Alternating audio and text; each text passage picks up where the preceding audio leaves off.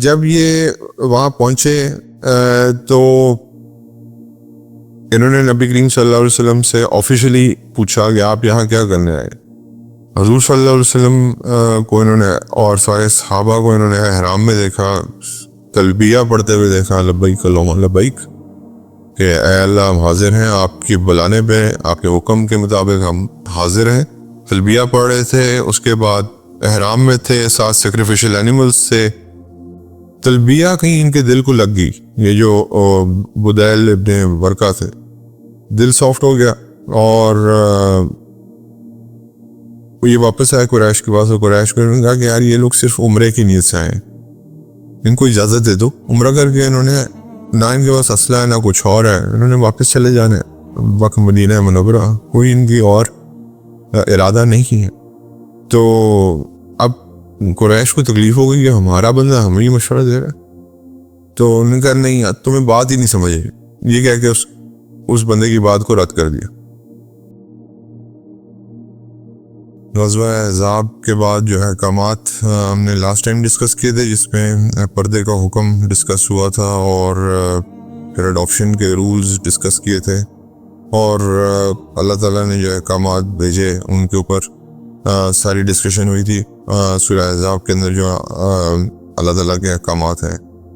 اس کے بعد آخری دفعہ ہم نے ختم کیا تھا کہ جب نبی کریم صلی اللہ علیہ وسلم نے خواب دیکھا جس میں حضور صلی اللہ علیہ وسلم نے اپنے آپ کو اور اپنے صحابہ کو دیکھا کہ وہ مکہ مکرمہ میں داخل ہو رہے ہیں اور امن میں ہیں، اور کئیوں کے جو سر ہیں وہ پورے کے پورے شیوڈ ہیں اور کئیوں کے بال بہت چھوٹے ہیں. تو اللہ کے نبی نے جب یہ خواب دیکھا تو ان کو پتہ تھا کہ یہ اللہ کی طرف سے حکم ہے، یہ وحی ہوتی ہے نبیوں کا خواب جو ہے. تو حضور صلی اللہ علیہ وسلم جب بیدار ہوئے تو انہوں نے پھر اپنے اصحاب سے جا کے اس چیز کا ذکر کیا کہ اب میں عمرے کی نیت کرتا ہوں، اور یہ پاسبل نہیں ہے جب تک اللہ تعالیٰ ہمیں وہاں لے کے نہ جائے، لیکن اللہ نے مجھے اشارہ دیا ہے، اللہ تعالیٰ انشاءاللہ وہاں تک لے کے بھی جائیں گے. تو لوگ سرپرائز تھے اوبیسلی. ابھی آپ کے سامنے جنگیں چل رہی تھیں، پیچھے قریش کے ساتھ اتنی بڑی جنگیں ہوئی تھیں، اور پھر اس کے بعد میں نے بتایا تھا کہ احزاب کے بعد بھی چھوٹی موٹی لڑائیاں ہوتی رہیں مشرکوں کے ساتھ. تو لوگ اس بات پہ سرپرائز تھے کہ ہم کیسے جائیں گے مکہ مکرمہ، وہاں تو ہمارا دشمن بیٹھا ہے. لیکن کیونکہ انسٹرکشن تھی اللہ کی طرف سے تو they had to obey it.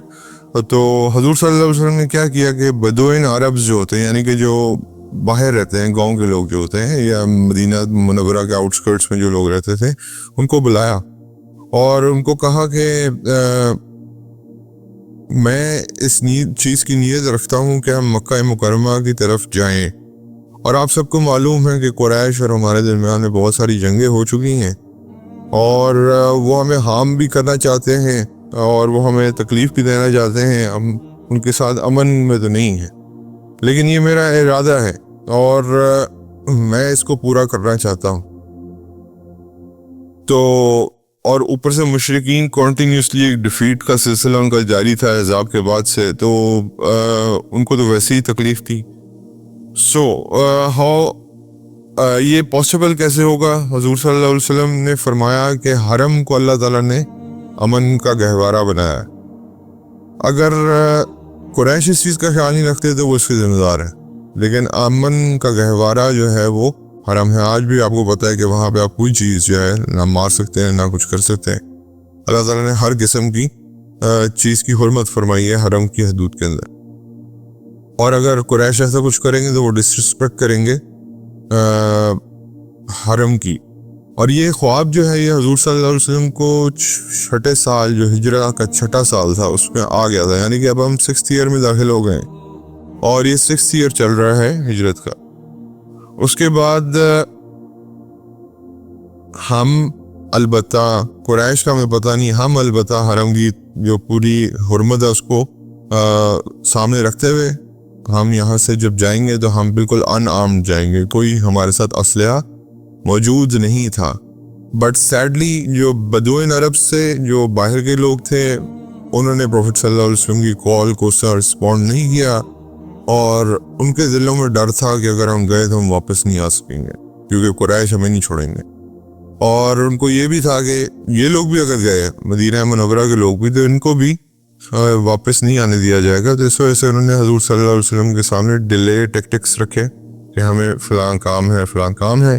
Basically excuse تھا, لیکن حضور صلی اللہ علیہ وسلم نے فرمایا کہ میرے پاس ڈیلے کرنے کے لیے ٹائم نہیں ہے, کیونکہ مجھے اللہ کا حکم ڈائریکٹ آ چکا ہوا ہے. Now this all seemed unachievable. یہ میں اور آپ بھی اس سچویشن میں ہوں تو ہمیں یہ ایک ایسی سچویشن ہے کہ جو انچیویبل لگ رہی ہے کہ ایسا ہو سکتا ہے کہ عمرے کی طرف, لیکن اللہ تعالیٰ نے کیونکہ اشارہ دے دیا تھا تو یہ کرنا تھا. لیکن آپ کو بعد میں جا کے ریلائز ہوگا کہ یہاں سے مسلمانوں کی جیت شروع ہوتی ہے ایونچولی. یہ پوائنٹ تھا جہاں سے مسلمانوں نے پھر فتح مکہ تک رسائی حاصل کی. So this was the point. So انصار اور مہاجرین نے اپنا گروپ بنایا جس میں 1400 سے 1500 کے درمیان میں لوگ تھے, اور انہوں نے ڈیسائیڈ کیا کہ they will move towards مکہ مکرمہ. اپنے ساتھ اپنے سیکریفیشل اینیمل یعنی کہ قربانی کے جانور لیے, اور اس وقت عمرے میں اور آج کے عمرے میں تھوڑا سا سلائٹلی رولز اور ریگولیشنز کا فرق ہوتا تھا. سلائٹلی حج اس وقت تک ابھی تک فرض نہیں ہوا تھا, تو اس لیے یہ سیکریفیشل اینیملز کو ساتھ لیا, اور اس کے بعد they left for مکہ مکرمہ, لیونگ مدینہ منورہ behind in their احرام اور with their sacrificial animals. یعنی کہ جو کل چیز ان کے پاس تھی وہ تھی احرام اور جو انہوں نے زیبتن کیا ہوا تھا, اور ساتھ کچھ قربانی کے جانور تھے. یہ یاد رکھیے گا جو سیکریفیشل اینیملز ہیں یعنی قربانی کے جانور ہیں, یہ ایون جاہلیت کے دور سے ان کو لوگ بڑی قدر کی نگاہ سے دیکھا کرتے تھے, اور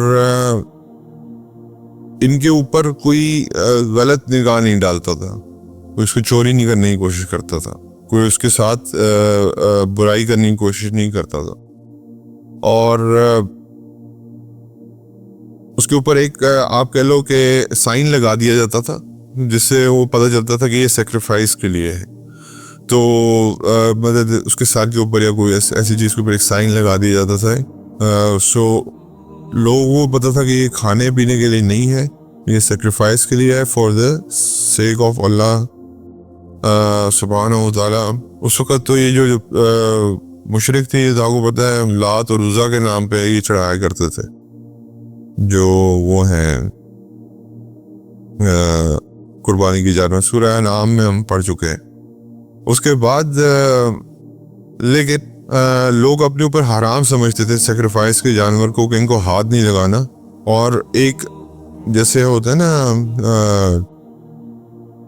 جیسے آج ہم سفر کے مہینے کو معاذ اللہ منحوس سمجھتے ہیں, آج کے ہمارے معاشرے میں جاہلیت ہے, تو اس طرح بھی اس زمانے میں یہ تھا کہ اگر میں نے سیکریفیشل اینیمل یا قربانی کے جانور کے ساتھ کچھ کیا تو میرے اوپر منحوسیت آئے گی, تو اور اللہ تعالیٰ کا عذاب آئے گا. یہ ان کے دماغ میں ایک چیز تھی. لیکن آج بھی یہ لیسن میرے اور آپ کے لیے ہے, لیسن کسی سے بھی لے لینا چاہیے. مشرک آپ دیکھ لیں کہ اتنا خوف زدہ ہوتے تھے کہ قربانی کے جانور کو ہاتھ نہیں لگاتے تھے, ویرز آج قربانی کے جانور کے ساتھ کیا جاتا ہے, اس کا ریٹ بڑھا دیا جاتا ہے, چوری بھی ہو جاتا ہے, کوئی سیکرٹ وہ نہیں ہے اس کی, جو کہ پہلے ہوا کرتی تھی, زبانیں جالیہ میں ہوتی تھی.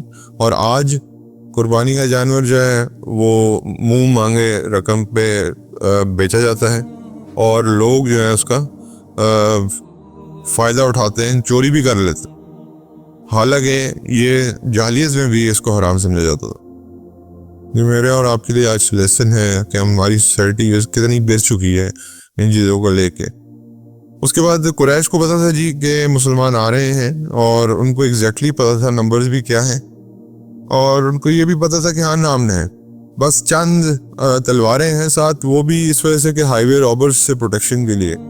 اور یہ بھی ان کو پتا تھا کہ they do not intend any harm, یہ ہم پہ کوئی جنگ کی نیت سے نہیں آ رہے, they just want to come to Makkah, perform Umrah and go back. یہ ٹوٹل ان کی نیت تھی, اور کوئی وائلنس نہیں ہے, اور یہ ورشپ صرف اللہ کو خوش کرنے کے لیے کی جا رہی ہے. تو when حضور صلی اللہ علیہ وسلم اور یہ صحابہ جو ہیں ایک جگہ ہے عصفان کے نام سے, عثفان مدینہ منورہ اور مکہ مکرمہ کے درمیان ایک جگہ ہے, وہاں پہنچے تو حضور صلی اللہ علیہ وسلم نے وہاں سے ایک بندے کو بھیجا, ایک صحابی کو بھیجا کہ پتہ کر کے آؤ کہ قریش کیا کر رہے ہیں اس وقت, تو اور ان کے ویوز کیا ہیں ساری سلسلے کو لے کے. وہ صحابی جب واپس آئے انہوں نے حضور صلی اللہ علیہ وسلم نے کو یہ بتایا کہ انہوں نے یہ فیصلہ کیا کہ وہ آپ کو مکہ میں انٹر نہیں ہونے دیں گے. they will block you using all the force they can because they feel کہ یہ ہماری ڈگنیٹی اور پرائڈ کے خلاف ہے کہ ہمارے ہوتے ہوئے دشمن آ کے عمرہ کر جائے. حالانکہ پہلے دشمنوں کو اجازت دیا کرتے تھے عمرے کے لیے. کن مہینوں میں؟ وہ جو 4 مہینے ہیں میں نے آپ کو بتایا تھا جو حرمت کے مہینے تھے, اس میں جو دشمن ان کے باقی دشمن ہوتے تھے ٹرائبس کے, ٹرائبل دشمنیاں جو ہوتی تھیں اس کے لوگ آ کے جو ان کا حج اور عمرہ ہوتا تھا, اللہ معاف کرے تو مشرکانہ عبادتیں ہوتی تھیں, لیکن وہ ان کو وہ اس وقت کا حج اور عمرہ ہی کہتے تھے, ان کو الاؤ کرتے تھے. لیکن مسلمانوں کے خلاف جو خصوصی ان کو ایک بوس تھا, ان کو الاؤ نہیں کیا انہوں نے اور کہا کہ they will be blocked because اس کے پیچھے ایک میجر ریزن یہ تھی کہ وہ تو اور ان کا عقیدہ جو تھا وہ مشترک تھا, چاہے دشمن تھا لیکن عقیدہ مشترک تھا. مسلمانوں کا عقیدہ تو توحید پہ تھا, تو یہ بات وہ کیسے ہضم کر لیتا. the person یہ صحابی تھے انہوں نے کہا کہ بلکہ قریش نے 100 سے 200 لوگ تیار کیے اور اس گروپ کی جو ہے وہ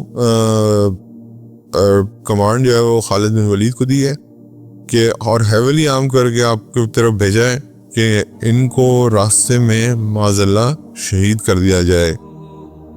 تو بات اتنی بگڑ چکی تھی اور حضور صلی اللہ علیہ وسلم کو جب یہ پتہ چلا کہ خالد بن ولید has left from مکہ مکرمہ with this small group of 100 to 200 people with all the heavy arms and تو حضور نے اپنا پاتھ چینج کر لیا اور انہوں نے ڈیسائیڈ کیا کہ میں مکہ جو ہے نارمل روٹ سے نہیں جاؤں گا, I will take another place via known as وہاں پہ راستے میں ایک جگہ آتی تھی حدیبیہ.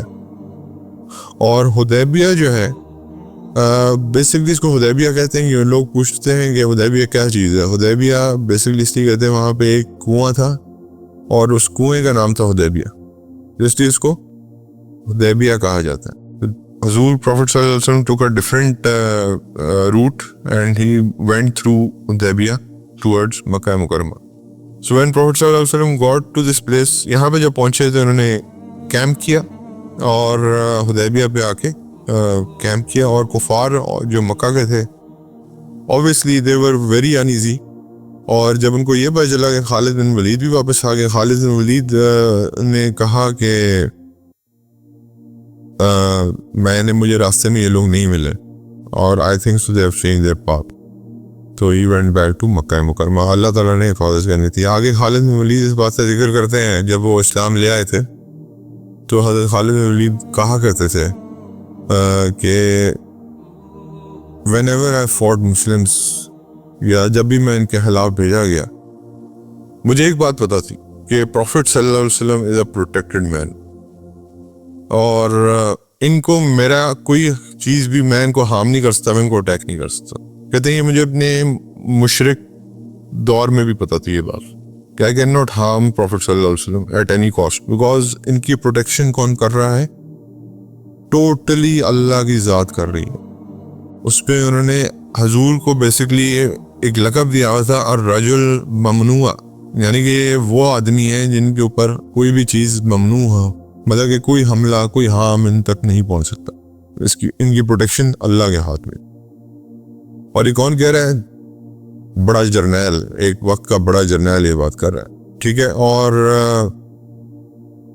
اور بعد میں پھر آپ کو پتہ ہی ہے کہ حضور صلی اللہ علیہ وسلم نے جب ان کو سیف اللہ کا خطاب دیا اور ایک جنگ میں حضور صلی اللہ علیہ وسلم نے جب یہ حج کیا تو بال مبارک کٹوائے اپنے, حضرت خالد بن ولید نے وہ کچھ بال لے کے اپنی ہیلمٹ میں سی لیے اور حضور کو جب انہوں نے بتایا تو حضور نے کہا کہ خالد آج کے بعد آپ کی جنگ نہیں ہاریں گے انشاءاللہ, اور پھر آپ کے سامنے ہی ہے ساری بات. تو اور خالد کی ہیلمٹ گر جاتی تھی تو ان کو جنگ سے زیادہ ہیلمٹ کی ٹینشن ہوتی تھی. اور اللہ قرآن میں فرماتے ہیں کہ it is Allah who protects prophet صلی اللہ علیہ وسلم, کوئی انسان نہیں پروٹیکٹ کرتا, میں خود حضور کی ذات کی حفاظت فرماتا ہوں. سو جب یہ بات چینج ہو گیا, اب کفار نے, مکہ کے جو کفار تھے, انہوں نے ڈیسائیڈ کیا کہ ہم اب ایک بندہ بھیجتے ہیں ان کے پاس. پتہ تو ہمیں ہے یہ کس لیے آئے ہیں, لیکن آفیشلی ہمیں ذرا پتہ چل جائے کہ یہ کس لیے آئے ہیں. تو انہوں نے ایک بندہ بھیجا جس کا نام تھا بدیل ابن ورقہ الخزاعی. یہ بیسکلی لیڈر تھا خزاع کا, اور this was a plan of اللہ. اب یہ 3 لوگوں کو بھیجیں گے. اب اللہ تعالیٰ کا پلان دیکھیے گا کہ کیوں اللہ نے یہ کام کروایا. جب یہ وہاں پہنچے تو انہوں نے نبی کریم صلی اللہ علیہ وسلم سے آفیشلی پوچھا کہ آپ یہاں کیا کرنے آئے. حضور صلی اللہ علیہ وسلم کو انہوں نے اور سارے صحابہ کو انہوں نے احرام میں دیکھا, تلبیہ پڑھتے ہوئے دیکھا, لبیک اللہم لبیک, کہ اے اللہ ہم حاضر ہیں آپ کی بلانے پہ, آپ کے حکم کے مطابق ہم حاضر ہیں. تلبیہ پڑھ رہے تھے, اس کے بعد احرام میں تھے, 7 سیکریفیشل اینیملز سے. تلبیہ کہیں ان کے دل کو لگ گئی. یہ جو بدیل ابن ورقہ تھے, دل سافٹ ہو گیا, اور یہ واپس آئے قریش کے پاس. قریش کو کہا کہ یار یہ لوگ صرف عمرے کی نیت سے آئے ہیں, ان کو اجازت دے دو. عمرہ کر کے انہوں نے, نہ ان کے پاس اسلحہ ہے نہ کچھ اور ہے, انہوں نے واپس چلے جانے وقت مدینہ منورہ, کوئی ان کی اور ارادہ نہیں کی ہے. تو اب قریش کو تکلیف ہو گئی کہ ہمارا بندہ ہمیں ہی مشورہ دے رہا ہے. تو انہوں نے کہا نہیں تمہیں بات ہی نہیں سمجھ آئی. یہ کہہ کے اس بندے کی بات کو رد کر دیا. اب اس میں اللہ کی حکمت کیا تھی؟ یہ تینوں پارٹس میں حکمت آئے گی. اللہ تعالیٰ بیسکلی بتانا چاہ رہے تھے کون صحیح ہے کون غلط ہے. قریش کا ورژن بھی بدیل ابن ورقہ نے دیکھ لیا, اور مسلمانوں کا ورژن بھی دیکھ لیا. اس کے بعد جو ہے جی ایک اور بندہ جو بیسکلی اباش ایک وہ لوگ ہوتے تھے جو کوئی اسپیسیفک کلین نہیں تھا, کوئی اسپیسیفک قبیلہ نہیں تھا. یہ کچھ قبائل کے لوگ اکٹھے ہوئے تھے, ان کو اباش کہا جاتا تھا. تو اب قریش نے سوچا کہ ان کے اندر سے کوئی بندہ بھیجتے ہیں, اور الحلیس ابن العقمہ, یہ واز فرام الحابش. یہ جو ہے نا, یہ میں نے آپ کو بتا دیا کہ ڈفرینٹ لوگ جو ڈفرینٹ ٹرائبس کے لوگ ہوتے تھے وہ اس میں جمع ہوتے تھے, کہ یہ کوئی اسپیسیفک ٹرائب نہیں تھی. تو اس کے بعد ان کو کہا جاتا تھا احباش, اور یہ الائنس میں تھے قریش کے ساتھ. قریش کے حصہ نہیں تھے, لیکن قریش کے ساتھ کیا تھے, الائنس میں تھے. تو الحلیس ان بندوں میں سے تھا جو سیکریفیشل اینیملز کے بارے میں یہ بہت زیادہ ڈرا کرتا تھا. اس کو یہ جو میں کو بتایا نا, اس کو یہ لگتا تھا کہ اگر ان کو کچھ کہا تو شاید میرے اوپر کو اللہ تعالیٰ کا عذاب, اللہ معاف کرے, نازل ہو جائے گا. تو حضور صلی اللہ علیہ وسلم نے فرمایا کہ یہ الحلیس آ رہا ہے, اپنے سارے سیکریفیشل اینیملز آگے کر دو. تو صحابہ نے اپنے سارے سیکریفیشل اینیملز جو ہیں وہ, یعنی کہ جو قربانی کے جانور تھے, وہ آگے کر دیے. الحلیس نے جب ان کی طرف نظر دوڑائی تو اس نے پھر حضور کی طرف دیکھا, اور حضور کو دیکھ کے کہا کہ وہی سوال کیا. اب سوال تو کرنا تھا کہ آپ کیوں آئے ہیں یہاں پہ؟ تو حضور نے وہی جواب دیا, ہم عمرے کی نیت سے آئے ہیں, ہمارے سامنے ہم نے احرام پہنا ہوا ہے, یہ دیکھو ہم پڑھ کیا رہے ہیں. اور اس کے بعد جو ہے اور تلبیہ اونچی پڑھنے کا حکم دے دیا ساتھ ہی نبی کریم صلی اللہ علیہ وسلم. اس کی ہیبت بھی طاری ہوتی ہے. ابھی بھی آپ دیکھو جب حجاج تلبیہ پڑھ رہے ہوتے ہیں تو ایک دل پہ اثر ہوتا ہے اس چیز کا, حالانکہ ہم اس زبان سے واقف نہیں ہیں. تو ان کے اوپر کیا اثر ہوا ہوگا یہ آپ کے سامنے ہے. اور اس نے بھی جا کے قریش کو یہی کہا کہ دیکھو یار وہ سیکریفیشل اینیملز لے کے آئے ہیں, نہ ان کے پاس اسلحہ ہے, احرام میں ہے, لڑائی کی نیت نہیں رکھتے, واپس مدینہ منورہ چلے جانا انہوں نے یہ کر کے. تو ان کو آنے دو, تم لوگ تو زمزم کے وہ بھی ہو, کسٹوڈینز بھی ہو, تم کعبہ کے بھی کسٹوڈینز ہو, تو تم لوگوں کو اس چیز کا خیال کرنا چاہیے کہ تم لوگوں کو زیادہ سے زیادہ کمپنسیٹ کرنا چاہیے. قریش سیڈ نو, یہ بھی غلطی ہوگی ہم سے.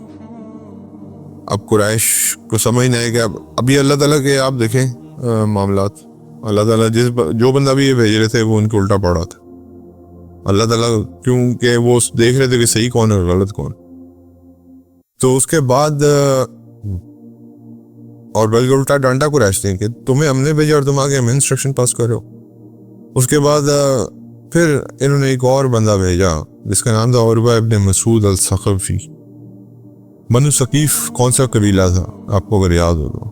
بنو ثقیف جو تھا وہ بیسکلی طائف کا قبیلہ تھا، اور طائف کے لوگوں نے اللہ کے نبی کے ساتھ کیا کیا تھا وہ آپ کو یاد ہے. اور عروہ ابن مسعود بھی حضور کے پاس آیا، اس نے بھی حضور صلی اللہ علیہ وسلم کو دیکھا، ان سے بات کی، آفیشلی پوچھا. اگین اس نے بھی تلبیہ اور یہ اینیملز اور یہ احرام جب دیکھا تو وہ اس نے بھی کہا کہ اس میں کوئی اور he was a very senior politician from Taif, مطلب بہت بڑا ڈپلومیٹ تھا. تو اس کو اس لیے یوز کیا تھا، اور یہ لیڈر بھی تھا بنو ثقیف کا، تو اس لیے بھی یوز کیا کہ یہ شاید کوئی ڈپلومیٹک حل نکالیں گے. لیکن ڈپلومیٹک حل نکالنے والی بات ہی کوئی نہیں تھی. بات یہی تھی کہ بیسیکلی وہ کرنی کچھ نہیں ہے، وہ عمرہ کرنے آئے ہیں، then they will go back eventually.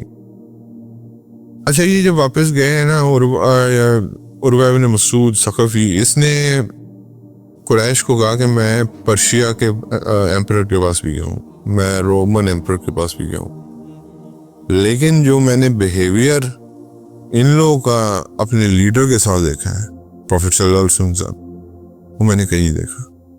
جب اللہ کے نبی بات کرتے ہیں تو سارے صحابہ جو ہے اپنی نظریں نیچے کر لیتے ہیں. جب اگر وہ کہیں تھوکتے ہیں تو کوئی صحابی جو ہے وہ اس تھوک کو زمین پہ نہیں پڑنے دیتا.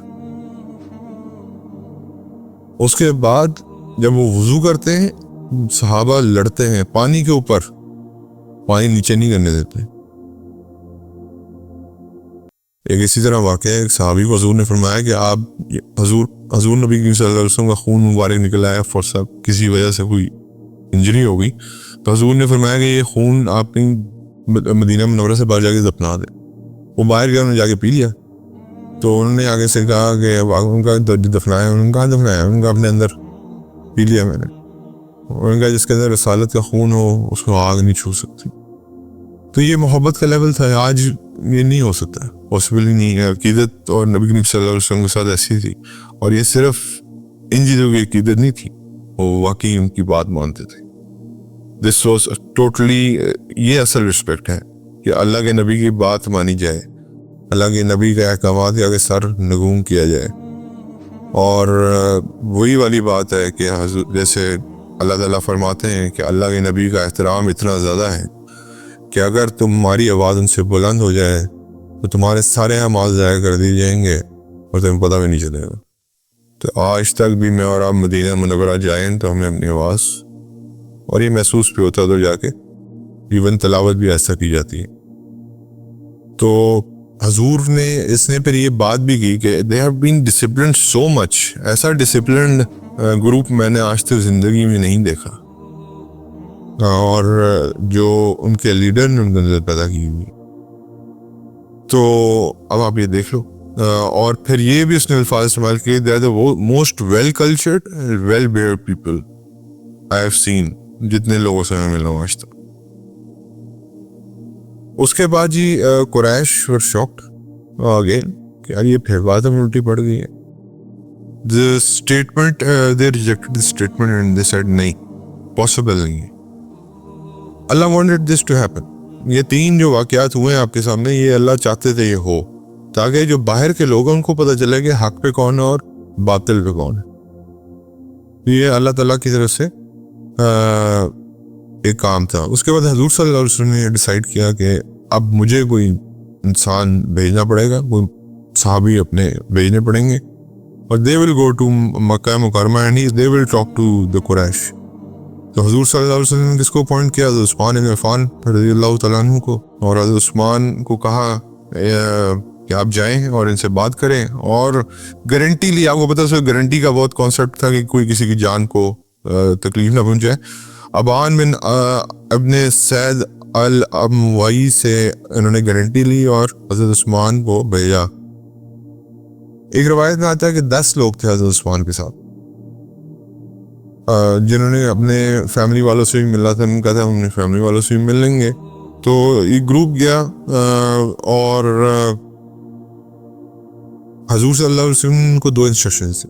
پہلی انسٹرکشن یہ دی کہ قریش کو جا کے بتائیے کہ ہم یہاں کیوں آئے ہیں. نمبر 2 جا کے ان کمزور مسلمانوں سے ملیں جو ہجرت نہیں کر سکے, جن کو روک لیا گیا, اور ان کو حوصلہ دیں اور صرف یہ الفاظ کہیں کہ جیت یا وکٹری از ویری نیئر, کہ جیت بہت قریب ہے, آپ تھوڑا سا صبر اور کریں, بس اتنی بات. اور یہ جیت کیا تھی؟ بیسکلی وہی اللہ کے نبی کے خواب جو تھا. So bear patience, the victory is not so far. اللہ کے نبی نے کہا یہ 2 کام آپ نے کرنے ہیں. اور اس کے بعد حضرت عثمان رضی اللہ تعالیٰ عنہ went to مکہ مکرمہ, اور وہاں پہ قریش سے ملے اور spoke to their leaders, اور کہ ہم کیوں آئے ہیں یہاں پہ اور ہماری انٹینشن کیا ہے. قریش نے ان کو آگے سے صاف انکار کیا کہ we will never allow you to enter. آگے کیا ہوتا ہے کیونکہ حدیبیہ ایک بڑا ٹاپک ہے, انشاءاللہ اس کو اگلے ایپیسوڈ میں کور کریں گے کہ حضرت عثمان کے ساتھ کیا معاملہ ہوا اور پھر اس کے بعد اللہ کے نبی نے کیا کیا.